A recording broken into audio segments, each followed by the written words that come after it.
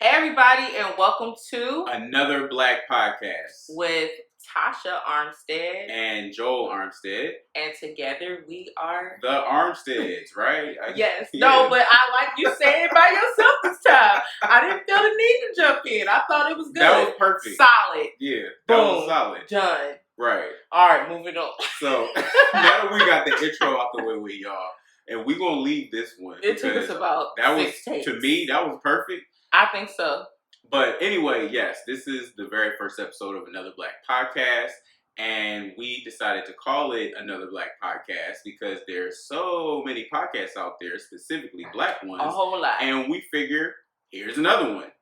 I mean, when we tried to think of different catchy names, there were a whole lot of podcasts with those same catchy names. Did you ever find a list? I didn't find the list, but I remember one of them was, all right, so I thought that I was in my bag when I had Googled cool. I think one of them was in my bag with Tasha and Joel. I think so. And then I had another one that I had Googled, like, young slang. I feel so old. And I was like, babe, we're going to name it No Caps. And I thought it was fire. I was like, No Caps is the one. And then I had went and looked at all the other podcasts named No Caps, and I was like, all right, well, clearly we can't do that. You had a couple other ones too, like you had. It was some one hundo. It was something one hundo. One hundo. Yeah, like that's what I was saying when I had Googled like different slang terms. Mm-hmm. Like that came up. No Caps. Yeah, No Caps. One hundo. In my bag with Tasha and Joel. Securing the Bag 2020. 2020 with Tasha and Joel. The 2020 podcast. That would have been cool, but it would I don't think anybody else had for a year. It would have been for like a year.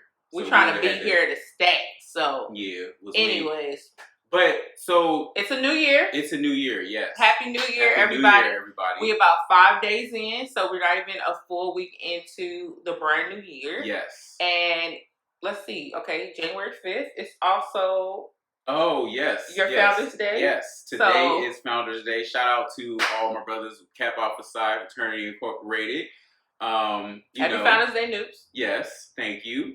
And my Founders Day is next weekend. And I'm a proud member of Delta Sigma Theta Sorority Incorporated. And this is my first Founders Day because I just crossed this year, spring 19. Congratulations.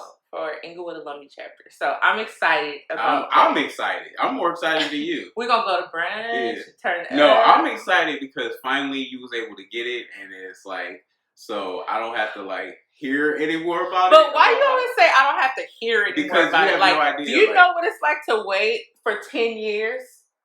I don't know. No, of course I don't know what it's like to wait 10 years. That's a long time. But I'm just saying, like, but do you know what it's like to have to listen for 10 years about? No, I don't. When you get some shit, or when you want some shit, like first of all, when I get to wear some stuff, don't leave Tasha out of nothing because you ain't gonna hear the end of it. If she ain't in it, I gotta hear it. So if I gotta hear it, I'm coming for y'all. So, and it's not that. It's like I'm just the kind of person that no matter how long it takes me to do something or get something, I will just continue to try. Yeah, it's a sign of your perseverance and your tenacity. Yeah, you definitely and I think for sure, for me, like in college, Joel and I, my lovely husband. Oh my God. We have been married for 12 years. Oh my God. You got on me the other time we did like 3 takes of this podcast, y'all. And on the first take, I like paused for a minute and he was like, so you forgot our wedding anniversary? And I was like, no. You know what's funny? And I You do tend to forget a lot though. Like, because I have a lot. I'm not really good with dates and birthdays.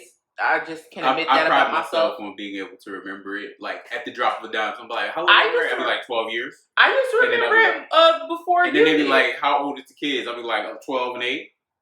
When was their birthday? January 26th? Yeah, but see, I gotta remember all the other stuff like doctor's appointments and where important paperwork is around here. So yeah, I know where it's at. No, you don't. Yes, I do. Okay, we're not gonna go there. Okay, but sometimes it's just hard for me I feel like to remember everything. So sometimes I forget birthdays or important dates and stuff like that. Or I don't totally forget it, but it takes me a minute to try to. Yeah, I forget it. Yeah, like the rest of the human race. But basically, I'm just, I'm happy you get to celebrate your Founders Day today. Yes. I get to celebrate next weekend. Yes, it did take me a long time to do it, but I finally did it. So that'll be the next podcast we'll talk about. Probably a recap of that. A recap of that. Yeah, probably. The 10 years it took? No, not the 10 years. When I get to do Father's Day. Oh my God. Moving on. All right, y'all. Anyways, we were segueing into we've been married for 12 years. No. We were segueing into what we were going to basically be hitting y'all with week to week because we wanted to let them know what our podcast is going to be about. Because, just because we are married doesn't mean that this is a marriage podcast. Facts. It don't mean it's a parent podcast because we got 2 girls, 12 and 8. Amaris and Sanaya. Shout out to y'all. I like to think of it more of a life podcast. It's more of a podcast for people who live out loud unapologetically. Like, we're going to be talking about all those things, of course, marriage, children, life, dreams and aspirations, like goals, like mental health, just growth, like just different trials and things that people go through and things that we ourselves have survived. And I'll say this. I think that when you say this podcast is for people who live out loud unapologetically, I think that in this day and age, especially with us, always putting ourselves on Front Street, on social media and all these, I think that that's not a very common thing. Being yourself is not really something that I feel like is it's frowned promoted, you know what I'm saying? So everybody that watches this podcast may not live out loud. And that's okay. There may be some people that, watch it because we are, and it took us a while to get to this point, and it was a journey to get here. So I think what we'll be doing is just sharing our journey, and just being who we are. And if that inspires somebody else or somebody else wants to join in on the conversation of us just being ourselves. Yeah, for sure. Then, this is what this podcast is going to be. And we definitely will have guests. So, I look forward to inviting some folks up to kick it on the couch and just talk to them about some things. Absolutely. But, I wanted to ask you, what are your goals this year? Like, I know that's cliche because everybody has goals as soon as the new year starts, but I feel like some of the stuff that you had been working on, you kind of started already, and it had been kind of like this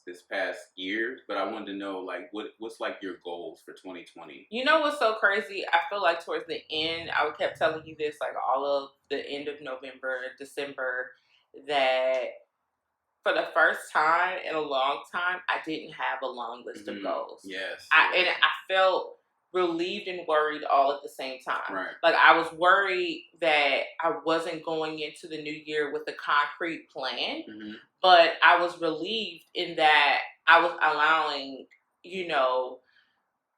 God to just create a path for me and know, like, my heart's desires and know the things that I've been working on for a very long time.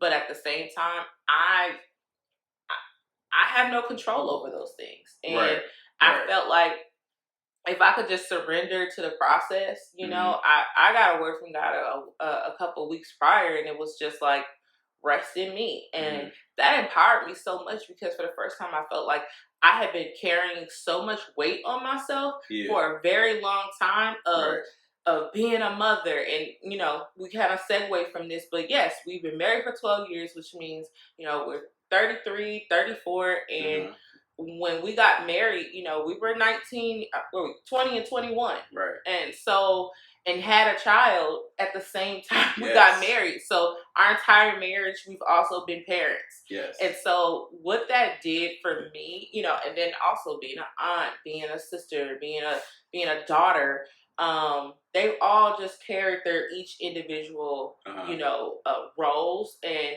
I have felt stretched in so many different ways even burnt over out, time. essentially. Yeah, I was burnt out, and then I had my own individual goals, and there were times in those 12 years or even longer where I've sat my dreams down or sat the things that I wanted down or didn't know what I wanted. So now I think I spent the last few years getting clear on that, like constantly asking myself, what is it that you want? Constantly asking myself, okay, what do you need to be doing? What kind of things do you want to create? What's your taste? Right. What's your vision? And now that those things are clear, I think I just wanted to give myself space in this year to focus on that. So this podcast is really... This is like one of your main goals. This is one of my main goals, but this is one of the things that we talked about doing years ago. And facts. We never really, followed up with it. So I think 2020 is really the year of realization, as I think Teray Roberts was saying. Sort of like realization, but I think like also bringing those things that you want, that you saw for yourself, or the things that you want to do. So that's more like also like resurgence, like also. So that's more of like a resurgence sort of thing. Like resurgence is coming out of the darkness into the light. Like you're surging forward, surging upward. Yeah. But it's funny that you said that too, because I remember like around Christmas and around the holidays, I would be at my desk and I was like, all right, I gotta like write down my goals and I gotta figure out what I'm gonna do for 2020. You mean at work? Yeah, when I was at work, and I was like, so I sat down and I wrote them down. I was like, all right, I wanna book a commercial every month. All right, I wanna do a photo shoot. I wanna tape some monologues. Like I had all this stuff, right? And then, but it felt so weird though. Yeah. So I was like, I wonder, like, am I just like forcing this, or like, should I just like focus on one main thing that I like get done consistently all the time without wavering, and because I have a tendency to pick things up and put them down. But then what I did was underneath all of that, I had wrote a prayer, and I was like, just asking God. I was like, you know what, God? Why don't you just kind of help me out with this? Like, I have these things that I want to accomplish, but at this point, like, I'm sort of like ready to kind of surrender to like what it is that you see for me moving forward, because I've spent the last 12 years trying to figure things out on my own and just have my own plans and strategies, and it doesn't always pan out. And you be wondering, like, man, like, how come I see everybody else, what appears to be winning or being successful, and it's not like I know like the things that they have to do or endure, or how the things that they have to overcome to get done. I don't know what they're doing. They could be going through just as much of the struggle as me. I'm sure they are, because we all have our own shit. Right. But I think for me now, I'm more interested in like how I can move effectively, and I feel like if you got God, giving you the direction, you're gonna move effectively, just inadvertently, like you're destined to. I think you're so right about that, and I also think that when you take that time out to meditate, pray, reflect on your own, you then start to look at your life not just as a list of goals. Right. You start to look at your life as in a whole of like, where is there an area of lack, and where do I need to improve? Or at least that's how I look at it. And so I'll start to kind of do like a lack and improvement list, not a pro and not a con, because I just feel like everything happens for a reason sometimes in your life, whether it's good or bad. Right. Sometimes there's a crazy lesson you needed to learn out of the bad. So for me, in 2020, because there was a time I feel like 2020 is trash. I'm gonna get. What did I say? 2020. 2019 is trash. I'm like, yo, like every time I turned around, with the exception of crossing, I was like, every time I turn around, it's a bill. Account is overdrawn. It's something going on. Right. It's something, and I was like, I kept feeling like I was facing life happening to me, and rather than you happening to life. Rather than me happening to life. And I was like, stuff was going so crazy, like just financially. I was, sad at work. I felt creatively put in a box. Like I felt like I had put myself in a creative box. And just to give you guys a little context, my passion has been screenwriting.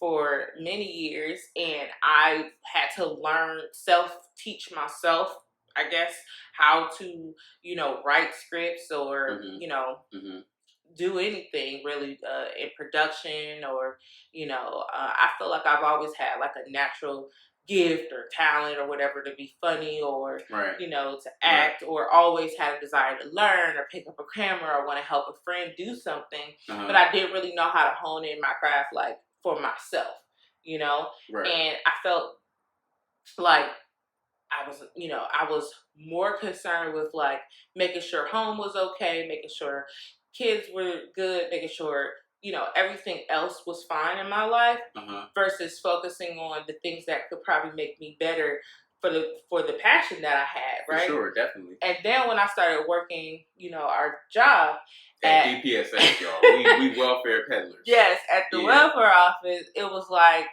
I just felt like, wow, like dang, now it's even harder for me to pour into whatever I want to do creatively. That 9 to 5, man. Yeah, so for 2019, it was like I'm getting hit financially. I'm getting hit feeling bad about myself, as far as my mental health was concerned. I felt spiritually worn out. I felt like, I felt like I was failing as a mom. I just felt like, although there were some good moments in 2019, we were blessed to be, take certain writing courses and really just try to figure out our way. I just felt stuck and I felt like I was tired and burnt out and I didn't know where to go from there. And I think sometimes that's a sign that you not necessarily that you need to like slow down. Yeah. I think it's more of a sign that maybe you need to like pay attention to the things that are going on at home and that are going on around you because we would take turns feeling like that. Like it would be one person that's got the energy. All right, I'm gonna go, bang out a script, or I'm gonna write a scene or a sketch or whatever the case may be. And then it's like, all right, I'm tired, I'm burnt out, I can't do nothing else. And the other person, we would take turns flip flopping, feeling tired and drained because the job would suck all of your energy out mentally, and then you get home and then you're working with your kids and then you're dealing with your kids. And then after your kids, you try to scramble whatever little bit of energy, mental energy you have into writing. And then, but I think for you too, like, not to cut you off, I wanted you to expound on this. For you too, like, you fell into writing because of, us talking years ago about like you creating content for yourself. Well, see, for me, writing, I never wanted to necessarily be a writer. Like, I want to be staffed on somebody's TV show.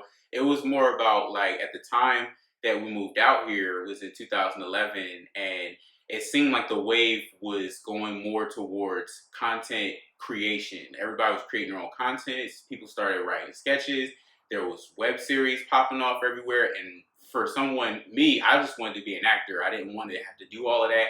I just wanted to work and create that way. And what I had started to realize that maybe I need to learn how to write things for myself, or maybe I need to, think broader, because I wasn't necessarily really getting anywhere with acting. Like I would go on auditions and I wouldn't get roles, and I would kind of feel a little defeated. And we also didn't mention the fact that we live in LA. Right, I would take acting classes, and it was a little inconsistent because money wasn't always there. Because an acting classes is a killer, but I started writing, and then writing became sort of like the go-to for a person that has a job. Writing is a lot more doable because of the fact that you don't have to like go and audition somewhere. You don't have to be working the evenings so you can be available to go and audition. You just wake up, you write your script, or you get off of work and you write your script, or you write your sketches, or whatever. You take your time and do what you're trying to do. You submit it, and you submit it for notes. You edit it. It's all stuff you can do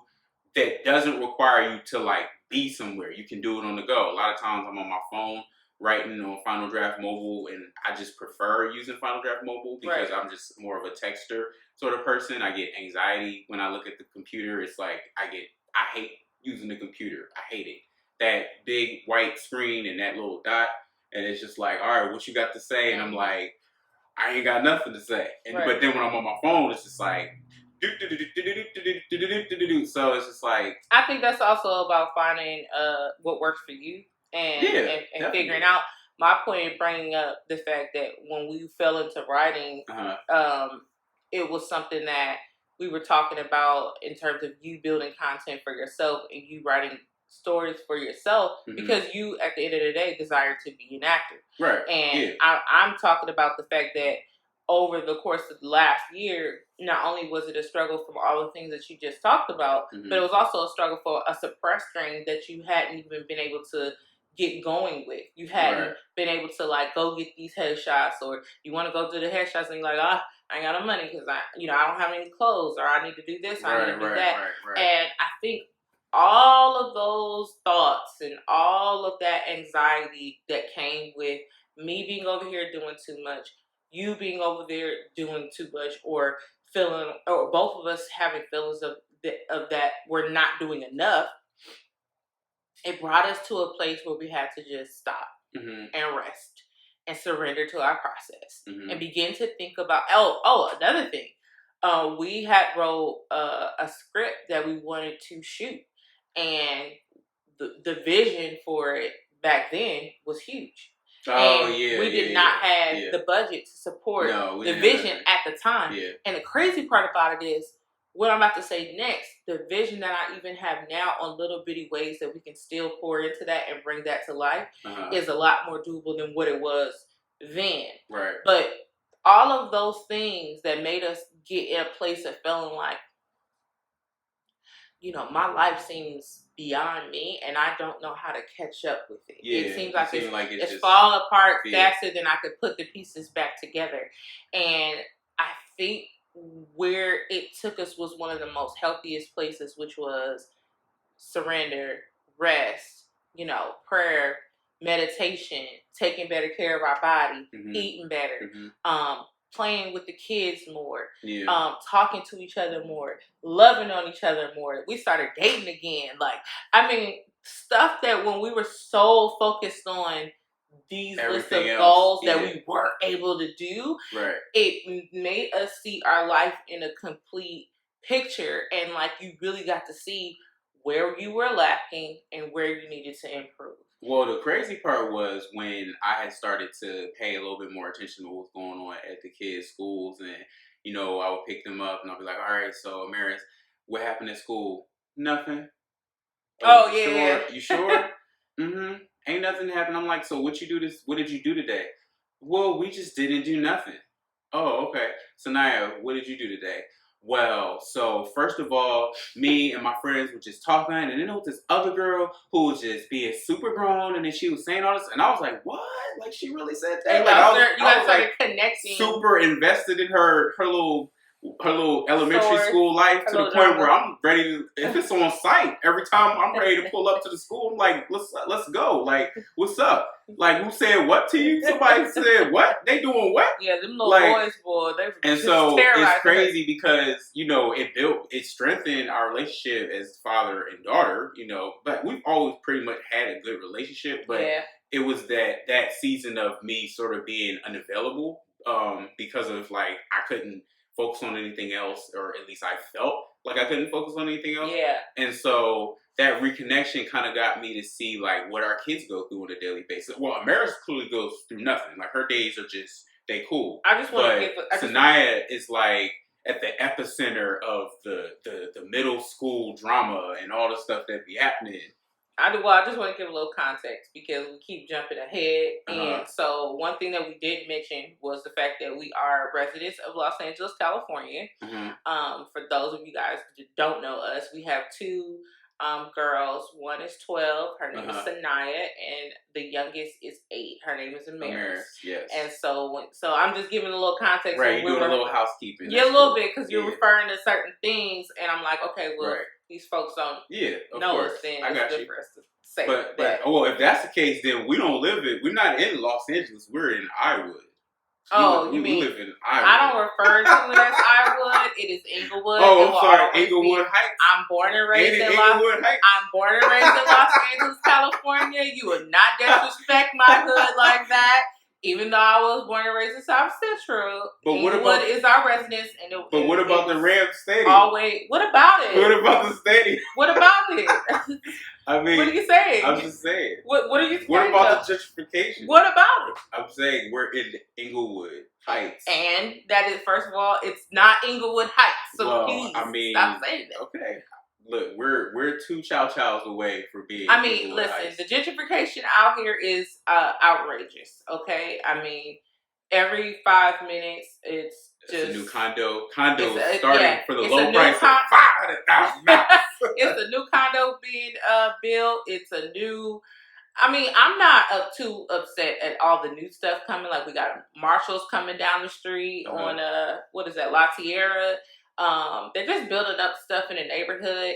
Now, if they were constantly tearing down a lot of our mom and pop stores, like the stores that are like on Market Street, you know, where a lot of them were Filthy Rags and Sipper Sonder. I'm glad to see a lot of black-owned businesses. Oh, definitely. You know, putting up Market establishments Street is definitely coming back. Yeah, that we can like go and patronize it, because back in the day, honestly, there weren't really that many, if any, black-owned businesses on that strip. I mean, very few, if there were. And it's just nice to have a variety of different things. Stuff I eat, like the, you know. Stuff I eat. Because you well, you look at me funny. No, only because that's how we thought we was gonna be vegans, and we went to Stuff I Eat. Yeah, no. And I told Tasha, do not try to order. Stuff I Eat is a vegan restaurant. I said, do not try to order the vegan version of something that you love. She didn't listen, of course. Yeah. So she go in there. Let me get the enchilada pie.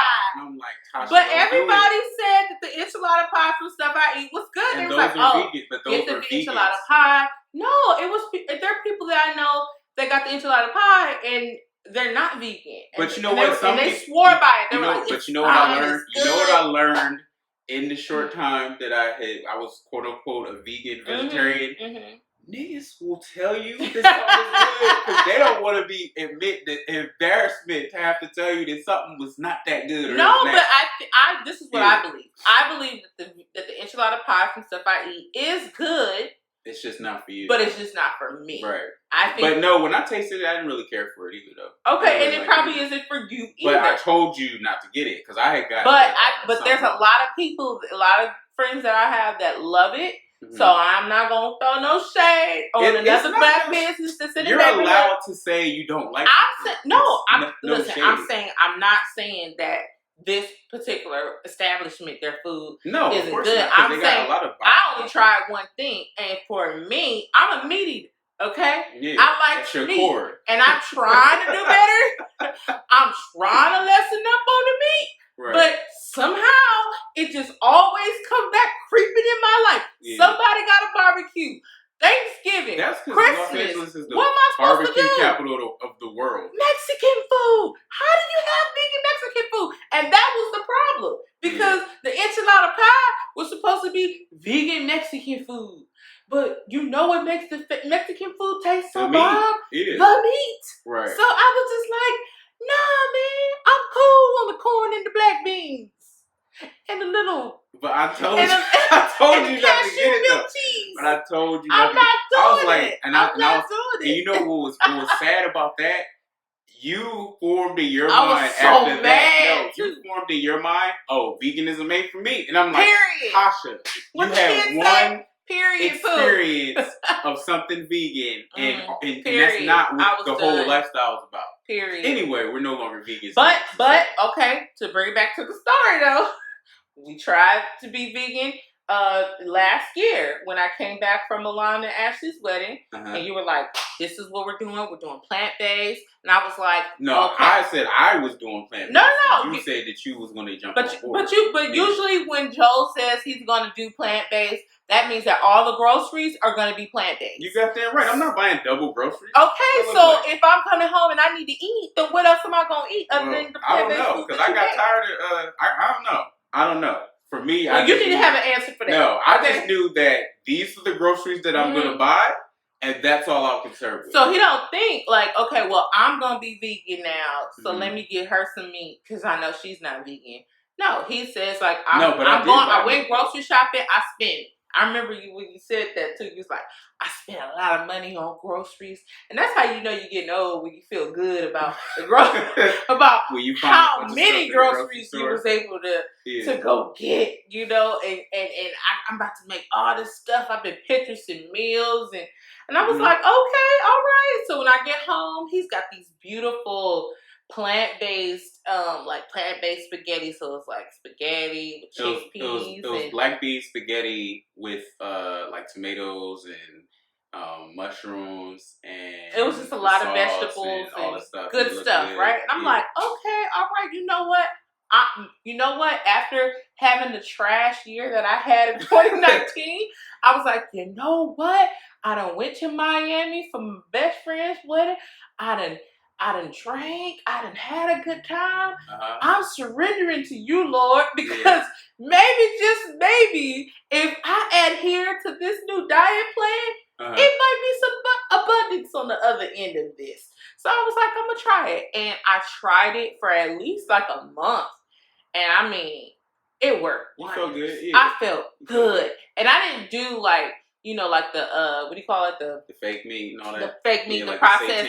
I literally was plant-based. So if it wasn't like beans or veggies or something like that, I don't. Whole grains. Whole grains. I didn't need it. And like my face was clearing up. I realized that cheese really dairy gives me inflammation, so I would notice like my face was coming down, and I mean, yes, I was losing weight, but there was actually, my face was swollen in certain areas, I believe, because of the dairy. So when I just didn't have the dairy, it wasn't happening, and I had never seen a difference in my life because I never had stopped eating meat, and I never had stopped eating dairy. So that was a great thing. But then Thanksgiving came, okay?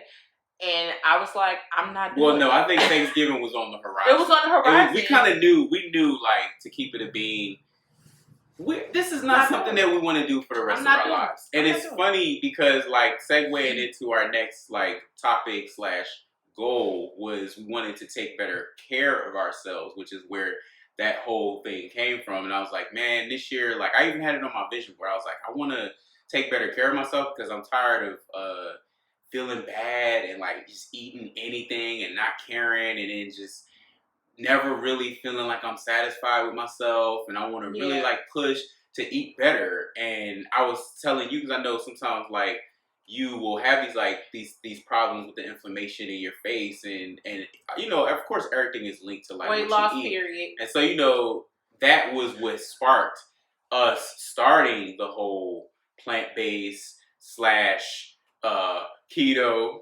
/ plant-based again / keto after the holidays. You know what happens?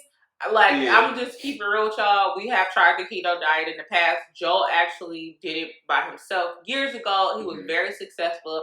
I mean, he shriveled up like a little raisin and was so skinny. And at first, when he was being like super strict on the keto diet, he was like throwing away bread and like, just not having the tacos with no shell and taco salad and stuff like that. I'm like, yo, what are you doing? Like, just eat the taco. Like, it's not gonna hurt you. He's like, I've got goals. I'm like, oh, okay. Excuse me. And then next thing I knew, this nigga man was skinny. She was like, oh, so tell me about this. That.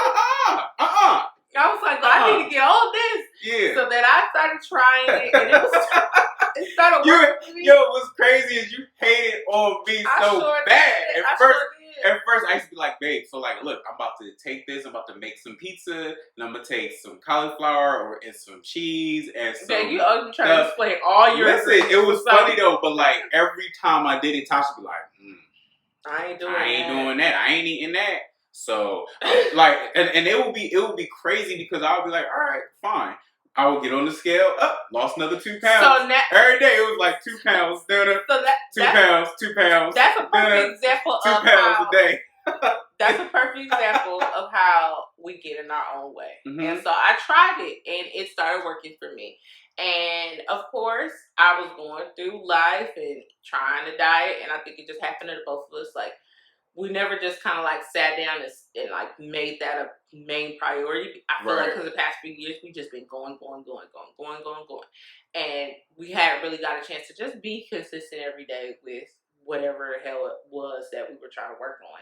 And I feel like we're finally now back into that place. For sure. So I would get on keto and lose the weight, and then I would, not all the weight, but at least a good portion of my weight, and then I would get off, and then I would gain the weight back again, and I would literally yo-yo like that for needless to say, y'all, we on keto. Right now we are. Doing keto. Look, after Thanksgiving and Christmas and New Year's, it was just like, you know what?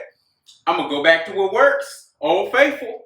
And when we were doing the vegan diet, I don't know, for some reason, it just seems like it wasn't losing that. It wasn't happening fast enough. Even though it wasn't about like it happened fast. Yeah, it's not about that. The thing about keto that you feel it helps is you see the results and it keeps you motivated. That's what it is. Yeah. With the plant-based diet affects everybody differently. I've seen people that gained weight doing a plant-based diet. I actually even gained a bunch of pounds trying it. And so I had like, that's sort of like, that time. With you might not be eating meat, but like that's like counterproductive to how you feel. Like you sit here gaining weight and your whole goal was to lose weight. And so you have to start deciding what's more important, these animals or how you look. And so, yeah, because it's like, I've been eating, it's not like I'm not going to pretend like I'm a saint. I've been eating meat for 30-something years. So just because I take a few months off doesn't make me Miss Dr. Sabi. I ain't Dr. Sabi. But then so I'm not going to pretend like, it's not I never made that decision about that based on the animals. But I also don't understand why. I mean, I guess this may be call me, ignorant to the whole movement or whatever. I'm just like, so this is it? So you mean to tell me I start eating vegan and then like I can't ever eat meat again? Never. Like I can't never have nothing. Never. Like why do I have to stick to that? Like I felt much better about being a vegan when I started doing it. Like I didn't just do a cold turkey. Like it was times in that time where I was trying to eat mostly plant-based that like if it was like when we went to Taste of Soul, it wasn't a lot of options there. The options that were vegan, I didn't want them. And I was like, the lines was too long. And the lines were too long, and I was like, I'm gonna get chicken. Yeah. And I don't care. I don't even remember. I forgot I didn't get anything. He didn't get anything. No, I had got lemonade. I had got the lemonade. He was trying to stick to the plan. I was like, I'm getting chicken and the fries. I wasn't down to sit and wait in the line for 30 minutes. I was getting the chicken and the fries because they looked good and they had the hot sauce on them. And everybody was out there with the chicken and the fries. And I was like, why not? So, I had the chicken and the fries. And the kids had the tacos. But I had one of their tacos too because they had some good shrimp and pineapple tacos. I forgot whose truck that was that had the shrimp and the pineapple. I don't remember. But they were names. Yeah. But you know what? With all that being said, what I wanted to say moving forward is we look forward to being our best selves. Yes, we look forward to keeping it 100, and we're gonna achieve our goals one way or another. We're not gonna stop. We're not gonna give up, no matter how many times. We're not gonna be inconsistent. We're not gonna be inconsistent. We're not gonna care what other people think, and we're just gonna do us. And I think that in living like that, that is going to allow other people to heal and come out of their sense of feeling like they have to be or be held to a certain type of standard. I think by me sharing my truths as a married husband and, father, young husband and father, it'll give men out there some insight as to what it's like to be with your partner for a long time. I think for you, you'll bring a lot of healing to a lot of moms and a lot of creatives and a lot of people that are both.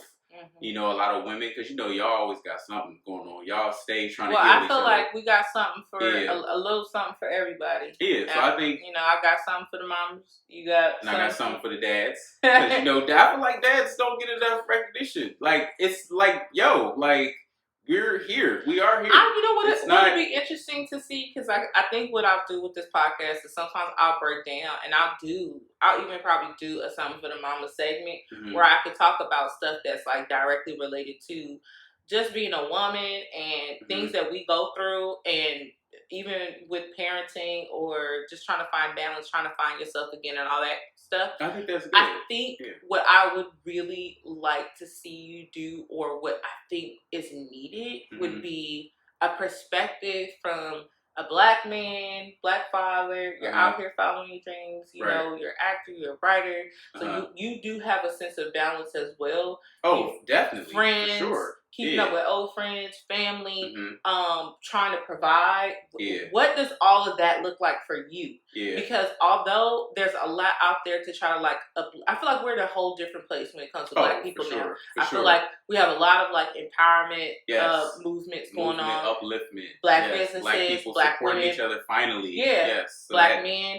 But I think what will be dope is to hear the perspective of a Black man / father, husband, just talk about what your experience has been and be transparent about it in a way that you're not holding anything back. Right. Stuff that men might be thinking about or want to say or want to talk about, but feel too ashamed because of their manhood or their pride or their ego, or just not even knowing how to express themselves, because a lot of times that's not something that Black men do all the time. No. I mean, there are Black men that do it, but not a lot. I will say that there is like a shift in a lot of Black men are more caring more about mental health, because that's a thing that has been ignored in the Black community for a long time. But I think it's starting to be because of like a lot of people are drawing awareness to it. So I think that's something that's definitely changing. Even one of my LBs, Kyrie, he is a therapist, and he has his own what's it called? His own practice that he has out in Philly, and we'll give the name of that in the we'll leave it in the description. He's all about mental health in the Black community, because a lot of therapists that are not Black don't understand like what we go through. They can't really relate to it. So when you're talking to them, it's kind of like, So. And then when I was looking for another thing too, I was actually looking for a therapist for us. And when I went to go look, I wanted to specifically, someone, that could relate and understand. So obviously I was looking for a person of color.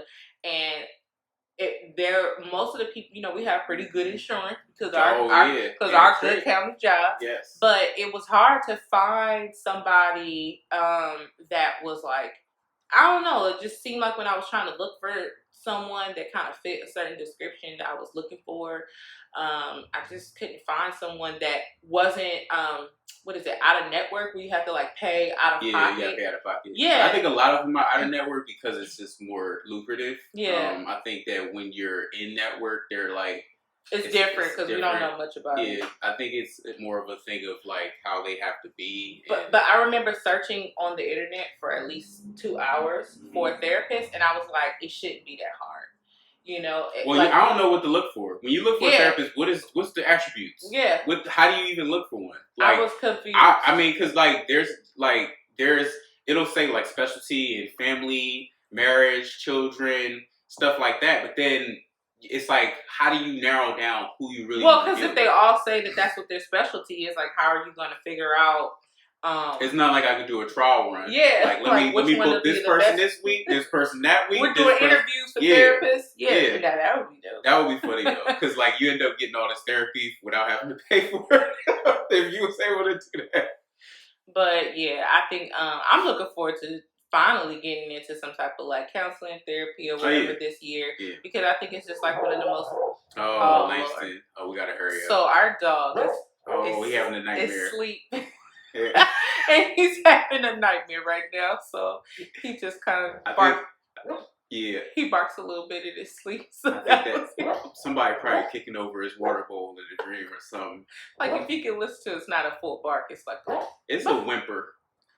I think he be fighting. You know how in your dreams you fight and then you be getting beat up? I feel like he hears us. I think he's getting beat up. Anyway, y'all. I'm looking forward to this year. I'm looking forward to accomplishing some goals. I'm looking forward to having some fun on this podcast. I'm looking forward to just keeping this energy going, man. It's 2020. We're about to do some great things. And I feel empowered. I'm speaking success, abundance, prosperity, wellness, prosperity, love, happiness, joy, creativity, all that, all over, all of us. Okay. Wipe yourself down with it, shower, wash yourself up. I'm speaking. Oh, he done woke up, y'all. All right, we're about to wrap this up. We don't want him. He looking at us.